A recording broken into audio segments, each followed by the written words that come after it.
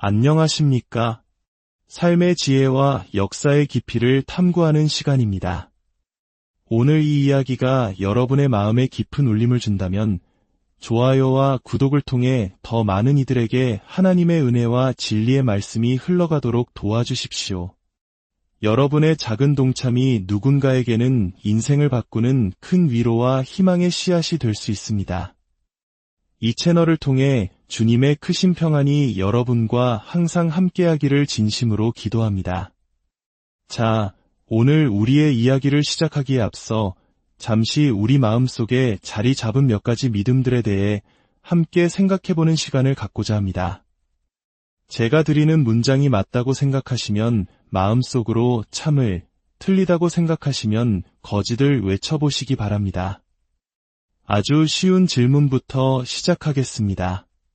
하나님은 당신을 사랑하십니다. 아마 대부분 참이라고 답하셨을 겁니다.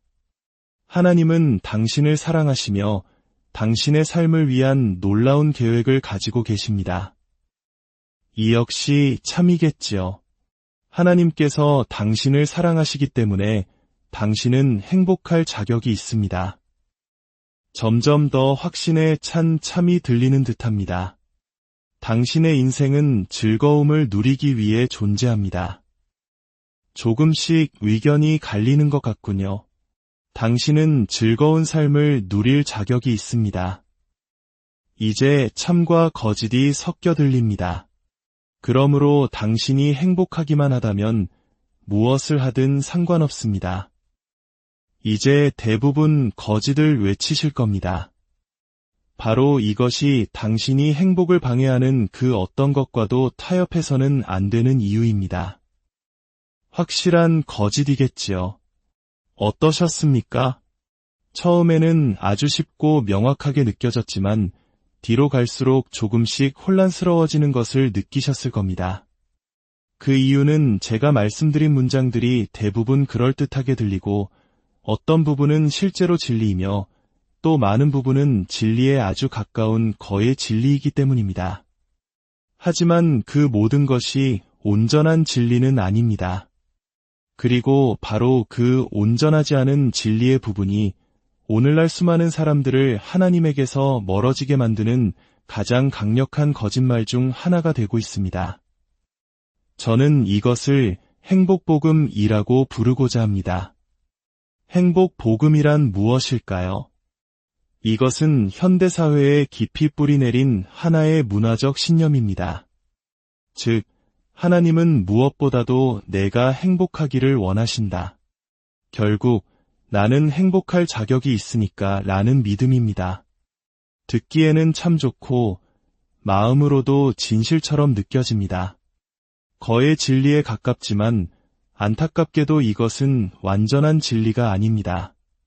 문제는 우리가 자신의 행복이 하나님께서 우리를 향한 가장 높은 목적이라고 믿는 순간 하나님과 우리의 관계가 근본적으로 변질된다는 점입니다. 본래 우리는 하나님을 예배하고 섬기고 그분께 영광을 돌리기 위해 창조되었습니다. 이것이 바로 변치 않는 진리입니다.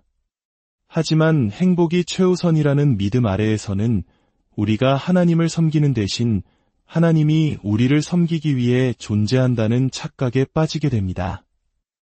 이러한 생각은 하나님을 거대한 우주적 자판기로 전락시킵니다. 우리가 교회에 나가고 기도를 하고 헌금을 좀 하고 이웃에게 친절을 베푸는 등 그리스도인으로서 해야 할 몇 가지 버튼을 누르면 하나님은 우리가 원하는 것을 무엇이든 내어주셔야만 하는 존재가 되어버립니다. 만약 우리가 원하는 것을 얻지 못하면 우리는 즉시 하나님이 우리를 실망시켰다고 생각합니다. 나는 행복할 자격이 있는데 하나님이 내 행복을 최우선으로 생각하지 않으신다고 말입니다. 위험하고도 널리 퍼진 문화적 거짓말을 믿게 되면 언젠가 하나님을 떠나게 될 가능성이 매우 높습니다. 이것이 바로 우리 주변의 몇몇 친구들 혹은 자녀들이 겪고 있는 현실일지도 모릅니다. 그들은 이렇게 생각합니다. 나도 하나님을 믿어봤어. 교회에도 나갔고, 헌금도 하고, 기도도 하고, 찬송도 불렀지. 그런데 여전히 내 삶은 팍팍하고, 여전히 나는 혼자고, 여전히 이 끔찍한 결혼 생활이나 희망 없는 직장에서 벗어나지 못하고 있어. 신앙생활을 했는데도 나는 여전히 행복하지 않아 결국 그들은 이런 결론에 도달합니다. 만약 하나님이 내 행복을 원하시는데 내가 행복하지 않다면 그건 하나님이 나에게 관심이 없거나 선하지 않거나 혹은 아예 존재하지 않기 때문일 거야. 그리고 이 중 하나라도 사실이라면 하나님을 떠나는 것이 당연하다고 여기게 되는 것입니다. 이것이 오늘날 우리가 목격하는 수많은 비극의 본질입니다. 그래서 오늘 저는 하나님의 말씀을 통해 여러분께 다시 한번 상기시켜 드리고자 합니다. 우리의 왕께서는 여전히 보좌에 앉아 계십니다. 우리 하나님은 실제하시고 선하시며 당신을 깊이 아끼고 돌보십니다. 하나님은 당신의 행복을 기뻐하십니다. 그분은 마치 자녀에게 좋은 선물을 주기 좋아하는 사랑 많은 아버지와 같습니다. 저 또한 6자녀와 7 손주를 둔 아버지로서 아이들이 행복해하는 모습을 볼 때 가장 큰 기쁨을 느낍니다. 아, 저 녀석들이 불행해하니 정말 행복하군. 이라고 생각하는 부모는 세상에 없습니다. 자녀의 행복은 부모의 큰 기쁨입니다. 하지만 자녀의 행복이 저의 최우선 순위는 아닙니다. 예를 들어 저희 아이들이 와서 이렇게 말한다고 상상해 보십시오. 아빠, 저희는 도넛을 먹을 때 가장 행복해요. 그러니까 매일 아침으로 도넛을 주세요. 저는 아이들을 사랑하기에 가끔은 도넛을 사주겠지만 매일 아침 주지는 않을 겁니다. 하지만 손주들이 와서 할아버지, 도넛이 저희를 행복하게 해요 라고 말하면 이야기는 달라집니다. 초콜릿, 딸기, 어떤 맛이든 원하는 대로 사주고 설탕 기운에 잔뜩 들뜬 채로 집으로 돌려보낼 겁니다. 왜냐하면 저는 그 아이들의 부모가 아니니까요. 하지만 손주들이 할아버지, 도넛이랑 맥주를 주세요. 그게 우릴 행복하게 해요 라고 한다면 어떨까요? 도넛은 줄 수 있지만 7살짜리 아이에게 맥주를 줄 수는 없습니다. 저는 아이들의 행복을 원하지만 그 행복이 저의 최우선 순위는 아니기 때문입니다. 마찬가지로 하나님은 당신의 행복을 기뻐하시며 사랑이 넘치는 아버지로서 좋은 선물을 주시는 분입니다. 하지만 당신의 행복이 당신 삶을 향한 하나님의 최우선 순위는 아닙니다. 그렇다면 행복이 최종 목표가 아니라면 하나님은 우리의 행복에서 어떤 역할을 하시는 걸까요? 저는 이 점을 아주 명확하게 말씀드리고 싶습니다. 하나님은 당신이 행복을 경험하기를 원하십니다. 단, 거룩함을 희생시키면서까지는 아닙니다. 다시 말씀드립니다. 그분은 당신을 사랑하시고 좋은 선물을 주시는 선한 아버지이시며 당신의 행복을 기뻐하십니다. 하지만 거룩함을 대가로 한 행복을 원하지는 않으십니다. 실제로 베드로전서 1장은 이렇게 말합니다. 여러분이 전에는 몰라서 만족시키려 했던 악한 욕망에 따라 살던 옛 모습으로 돌아가지 마십시오. 여기서 악한 욕망을 만족시키는 것을 오늘날의 언어로 바꾸면 자신을 행복하게 만드는 것을 하는 것이라 할 수 있습니다. 베드로는 우리가 그리스도를 따르기 전에는 더 나은 길을 알지 못했다고 말합니다. 그리고 그는 이렇게 덧붙입니다. 여러분이 하는 모든 일에서 행복해야 합니다. 라고 말하지 않았습니다. 그는 이렇게 말했습니다. 오히려 여러분을 부르신 분이 거룩하신 것처럼 여러분도 모든 행실에서 거룩하십시오. 성경에 내가 거룩하니 너희도 거룩해야 한다라고 기록되어 있기 때문입니다. 너희는 거룩해야 합니다. 여러분의 욕망이 이끄는 대로 살던 옛 방식으로 돌아가지 마십시오. 예수님을 따르는 자에게는 그보다 더 높은 부르심이 있습니다. 단순히 육신이 원하는 것을 좇는 삶이 아니라 하나님을 기쁘시게 하는 삶을 사는 것입니다. 그렇다면 거룩하다는 것은 무슨 의미일까요? 성경에서 거룩한으로 번역된 그리스어 하기오스는 구별되다, 다르다, 하나님의 목적을 위해 온전히 바쳐지다라는 의미를 가집니다. 만약 우리가 예수님의 제자라면 우리는 세상과 똑같이 보이지 않을 것입니다. 우리는 세상 속에 살지만 세상과는 다른 사람들입니다. 우리는 더 나은 사람이 아니라 단지 구별된 사람입니다. 우리는 하나님의 목적에 온전히 헌신된 사람들입니다.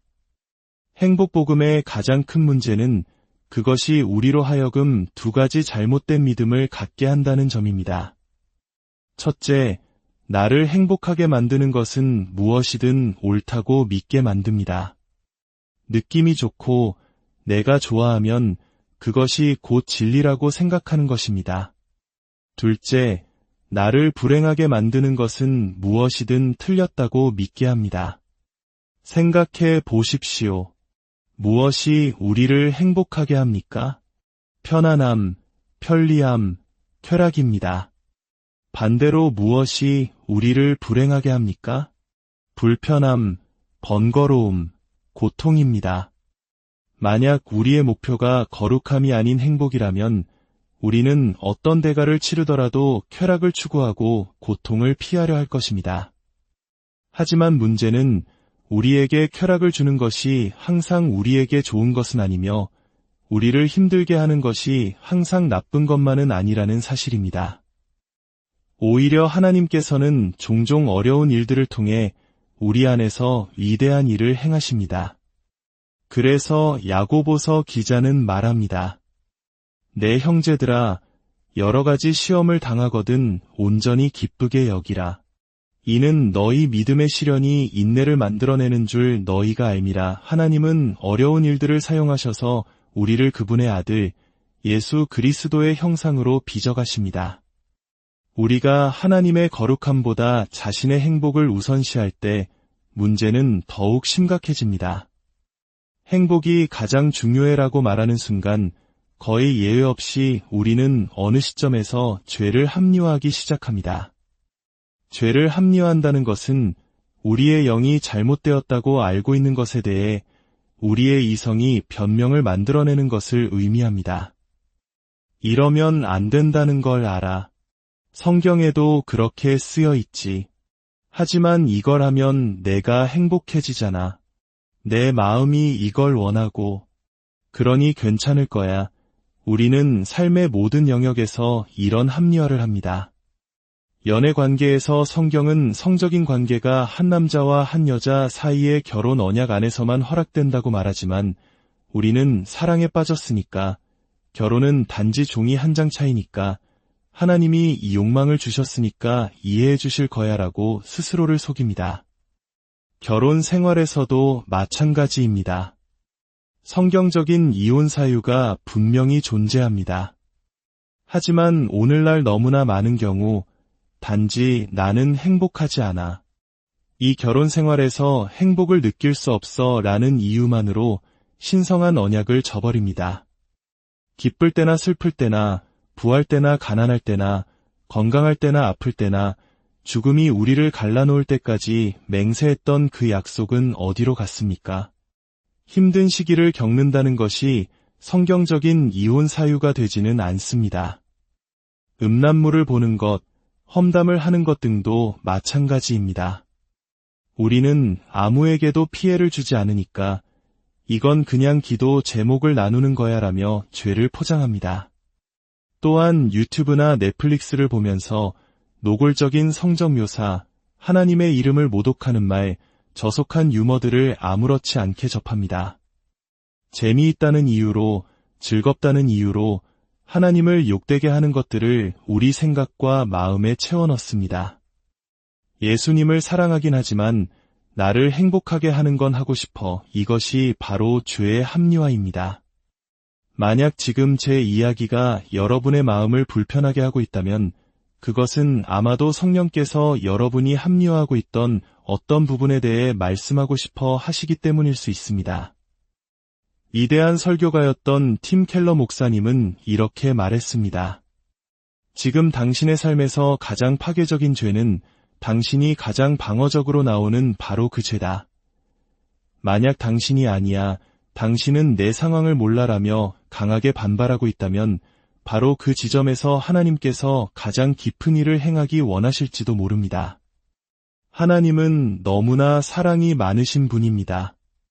그분은 당신의 행복을 기뻐하십니다. 하지만 거룩함을 희생시키면서까지는 아닙니다. 하지만 우리가 하나님을 더 깊이 알아갈수록 그분이 얼마나 선하시고 신실하시며 사랑이 많으신 분인지 깨닫게 됩니다. 하나님의 기준은 우리를 해하려는 것이 아니라 우리를 보호하기 위한 것임을 알게 됩니다. 그리고 마침내 우리는 거룩함과 행복이 서로 대립하는 가치가 아님을 깨닫게 됩니다. 과거에 저는 이 둘이 상충한다고 생각했습니다. 하나님께 완전히 헌신하면 모든 재미있는 것을 빼앗길 것이라고 두려워했습니다. 혹시 저처럼 생각해 보신 분 계십니까? 하나님께 삶을 드리면 저를 멀고 낯선 나라로 선교사로 보내시거나 제가 좋아하는 모든 것을 금지하실 거라고 생각했습니다. 그러나 저는 깨달았습니다. 거룩함과 행복은 경쟁하는 가치가 아닙니다. 세상의 모든 광고와 미디어는 행복이 하나님 바깥에 있다고 속삭입니다. 진정으로 행복해지려면 더 나은 무언가, 더 멋진 누군가, 더 많은 돈과 인기를 얻어야 한다고 말합니다.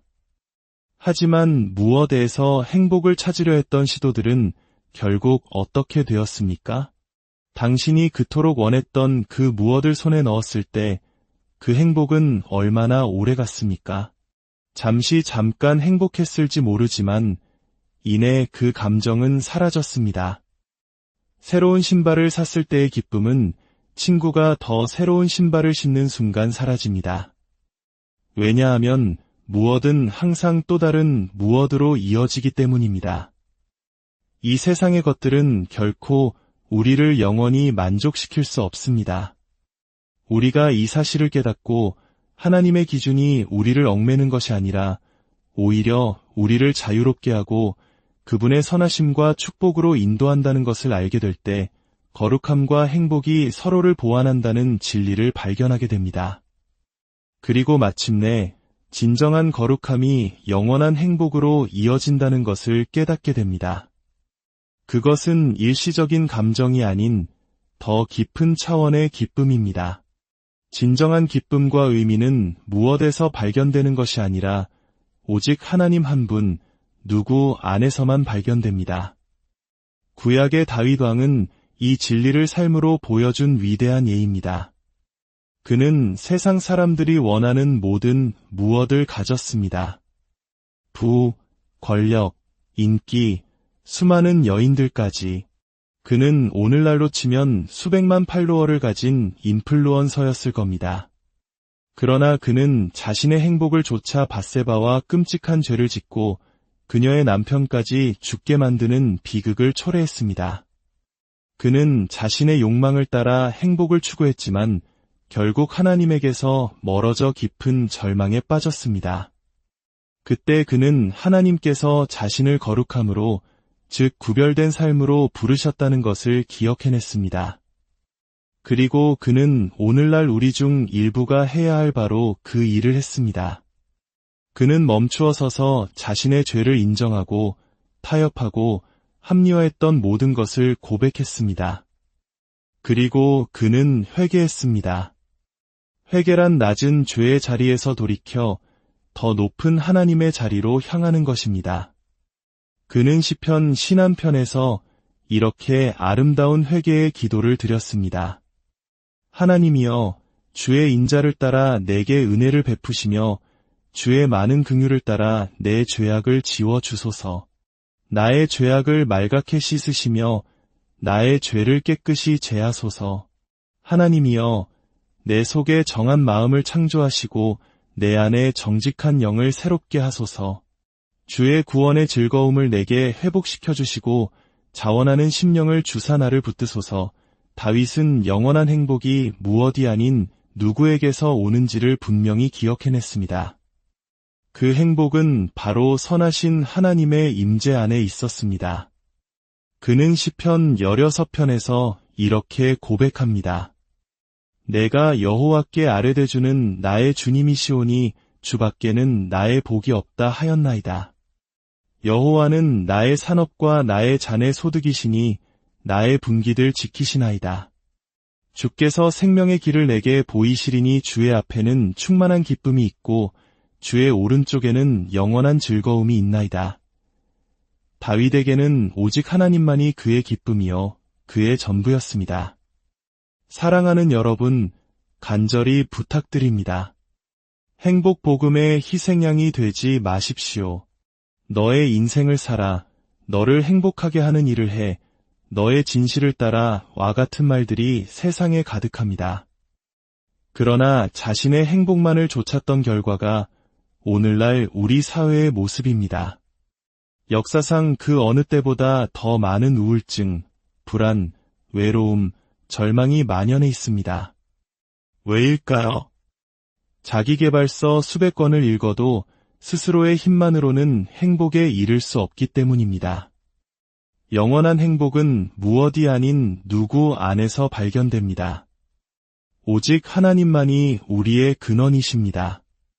당신의 삶에서 행복을 거룩함보다 앞세우고 있는 영역은 어디입니까?